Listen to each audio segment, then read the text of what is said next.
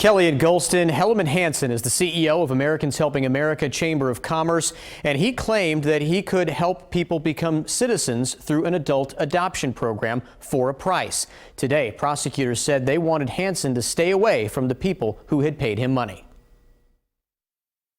If you don't come to this meeting you don't want to stay here in America, you don't want to follow the rules, you don't want to follow anything, it's give us, the Chamber of Commerce, the right that we're going to be able to start sending lists of people who don't want to be in America to the Homeland Security.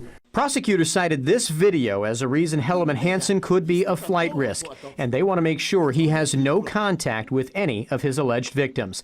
They say videos like this on Hansen's YouTube channel threatened the very people he was purporting to help. KCRA 3 Investigates was at the AHA offices when federal agents seized all of Hansen's computers and records. Earlier today, Hellerman Hansen, 63 years old, of Elk Grove, was arrested here in Sacramento. And then yesterday, word that Hansen had been indicted by a federal grand jury for 13 counts of fraud and conspiracy. Mr. Weeks, do you plan to continue with AHA?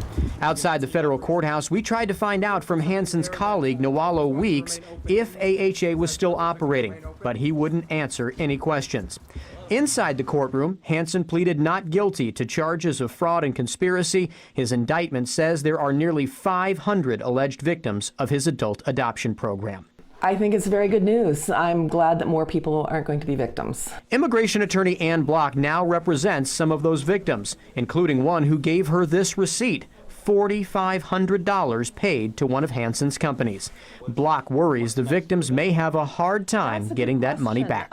I would hope that the prosecution of the case would end in some sort of restitution to the victims and that they could get a lot of their money back. One gentleman that I saw here in my office had paid them $8,000, but he's very afraid to do anything right now, to come forward. Fear is one of the biggest factors prosecutors may have to overcome in this trial. The alleged victims are likely all undocumented immigrants, and while the U.S. attorney has said his office is only interested in Hansen, he did acknowledge there's no promise of citizenship or a visa for those who help with the investigation. Hansen will be back in court on Wednesday to determine if he can be released until trial, and prosecutors say they will ask the judge to make sure he has no contact with his alleged victims and no more involvement with adult adoptions should he be released.